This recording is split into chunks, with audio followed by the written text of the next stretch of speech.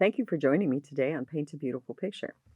Today we're going to talk about nurturing courage. Some people are just kind of courageous at birth, or they have that trait in them, or they're maybe adventurous. That might be the trait that we see that lets us know that this person is a little more courageous than others. Some people are born really timid. It's going to take a lot to get them to get out of their shell. And you have to assess the kind of child that you have and their personality and not push them super hard and go, oh, come on, you got to buck up and be tough. And you can. That's not going to really work with a really sensitive child. I need you to know that. Your approach has to go with the personality that you're dealing with. But in general, it is a really critical thing to nurture courage in your child. Let's say that you have a child who is afraid of kids. I mean, other kids, and I've seen it. They go to the playground and they go stand next to a tree and lean up against it and sometimes even hug the tree. They're just not going to go play with kids they don't know. There are lots of factors behind that. Some kids don't want to be ridiculed. Some kids who are smaller or who I'm not even going to go to handicapped kids yet. Just give me a little bit and I'll get to that one. But they're maybe not as strong as everyone else who's out there, or they perceive that they are not. And so they're really reluctant to get involved. They don't want other kids to push them. They just don't feel like they're going to win the race if they run. So they're not going to participate at all. And that really does come to having enough courage to face their fears, finding the courage to try even if you're not going to win, and developing the courage, and it takes time to go and meet people that, though you might feel awkward and you might feel less than if you're a little bit insecure, you actually have something to contribute to them, and they have things that will help your life to be better. And so you want to nurture that courage in your child. So you do things like go to a park, go to a play group, go places even into a preschool environment. A kid who's really like this maybe can only handle preschool 2 mornings a week. That's okay. There are definitely preschools that'll have shorter programs that don't make them go every day, all day. And you start to help them develop socially so they have social courage, the willingness to try new things with new people and to make new friends. Then you want them to start to understand that everyone in the whole wide world isn't equal. Everyone isn't the same color. Everyone doesn't have the same economic status. And certainly, not all people have the same amount of intelligence or the same amount of physical strength. There are just differences between all of us. It doesn't mean that one group of people is superior because of their color or their financial status or their strength. Though at times we have seen that demonstrated, I guess I'll use that word, in our world, it's not the truth. And we need to help our child understand that. It isn't that you always have to win. It isn't always that you have to be the smartest or the strongest. It's that you do your best. And that when they do that and they really feel good about that, then they start to develop courage to approach new situations and new opportunities. It was interesting. Last night I was eating dinner with some friends, and on the way out, I saw a little boy. He was with his mom and dad, so I felt like it was okay to speak to him a minute. He's about 6 years old, and he had on a baseball t-shirt. I said, "Did you have a ball game today?" He goes, "Oh, yes, I did." I said, "Did you win?" And he goes, "Yes, yes, we won." And his dad leaned over and he said, "They actually didn't, but he did get a hit, and he felt like a winner." That was such a great statement. Just because you don't win, if you participate and you participate to the best of your ability, then you actually did win. That's up to a parent to help a child understand that. And obviously, that dad was doing a great job with that little boy. And it was a fun thing to see for me. I gave that little boy a high five and we laughed together for just a minute. You have the opportunity to nurture that in your child. So we'll say that you have a child and they just want to sit in their room and play on their computer, play on their iPad, and they are afraid to try new things. What a great opportunity for you as a parent. You need to find new things they can try. Okay? And so you take them to things like a science discovery center, or you take them to a Michael's Make and Take, because Michael's craft stores have events sometimes on Saturday afternoons where a kid can make something really cool out of clay or Play-Doh or paint a birdhouse. You take them to do new things, try new things, and you allow them to develop just a little bit of courage in facing new challenges and doing something they might not have ever imagined, and finding out that, wow, that was pretty fun. Or maybe they're going to find out, yeah, I don't really like that too much. Well, not everyone likes everything, but we did it together and we have something pretty cool to show for it, even if it flops, like it was a rounding failure. That's okay, because you shared the experience together and they were brave enough to go and try. Okay? So you want to nourish courage in your child. Now, so a kid is in a whole entire environment and a couple people are bullies.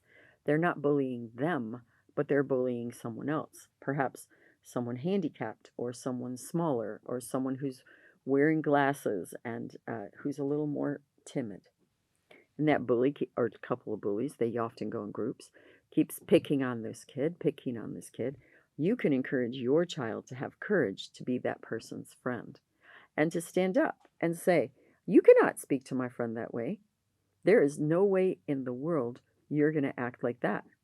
And teach them to stand beside someone who needs support and who needs a morale boost. That's a great way to teach courage to your child. And when your child learns to stand for someone else, it's amazing. They learn some things about standing for themselves. And it is important, it really is, not to succumb easily to peer pressure, not to just do dumb things because the other people around you are, or they're trying to coerce you or manipulate you into doing them, or they're telling you, oh, there's nothing, you're just a big chicken. There's nothing wrong with this. I don't know what your problem is. Kids will, in fact, succumb to peer pressure, some of them more quickly than others, if you don't teach them the importance and the necessity of saying, I'm not doing that. I don't really care what you say. I'm not interested in what you think about me. I am not going to be doing something that is not safe or not smart. And they have backbone and they have the courage to say no. You can definitely role play that one with them. Okay, I'm your friend. I mean, badger them to the nth degree about it till they're practically in tears and say, okay, you did really great. You have to learn to say no. And here's an assertiveness training thing that you need to know. You don't have to give an explanation to someone. You only need to say no. If someone can't respect your no, you really don't want to be in a relationship with them. And you need to teach that to your child. For your own personal reasons, if you need to say no to something, you say no, and then you stick to your guns. That level of personal courage to protect oneself and to protect and to protect others that we value is a really vital skill. Because guess what, mom and dad? You need to protect your children. You've got to have that level of courage. Sometimes you've got to have that level of courage to go to your child's teacher, to the school board, maybe even to your whole entire county board to deal with something that's not quite right. You've got to have courage to deal with things for the well being of your child. And your child needs to begin to learn courage, so you need to nurture courage in him or her. Here's another area that I think is a big, big thing. You need to encourage your child and nurture in them courage for the whole wide world. For some young people, that means going to serve in the military in defense of our country's freedoms and ideals, which I respect. It might also mean going somewhere with the Peace Corps or as a relief worker. They might need to invest 6 to 12 weeks or even 6 months to a year in contributing something to the life of others who are less well off than we. There are a lot of people in the world who do not have much, not through their own fault, but often through the processes or the policies of their governmental systems. And because they were born into poverty for many, many, many generations, and unlike in the United States of America, they don't have the opportunities that we have to overcome that. And so teach your child truly worldwide courage to look past themselves and to look at others and think about what are some of the things I need to do in order that I might meet the needs of someone else. You already know I served in the Philippines. I worked at the dumps. I served in Afghanistan after the Taliban fell. I have served in West Africa where there's outrageous, deadly terrorism. I've never been afraid to go. I have a good bit of courage because I understand the value of giving parts of my life away to someone else in need. You can teach your child and nurture in your child courage. I'm going to give you one more aspect of courage, and that is physical courage. I had a real daredevil son and one that was not. So my daredevil son wanted to do all these crazy things, as I told you. Took a tire out of a bicycle, the inside part of it, tied it around a palm tree branch, and jumped off the palm tree. I don't know how he didn't break his neck, truthfully. So I didn't mind him trying to bungee jump. I just minded that he tried to do it in a way that he was going to kill himself. But because I had always taught him courage, he was willing to try a lot of things. And I did it with him many times in a safe environment. So I set him up a bicycle ramp where he could jump. At first, it was only about 6 inches. Pretty soon, he was jumping off of a 3-foot height of a bicycle ramp. But I did things like went places where people had old mattresses in their front yard that they were throwing out and collected them and put them there at the end of where the jump was so that if he fell off his bike, which he did many times, he didn't get very badly hurt. I taught him, both of my sons actually, and so my other son that wasn't quite so courageous, he learned. He never loved it as much, and he was always a little more cautious, but he learned. I nurtured physical courage in him.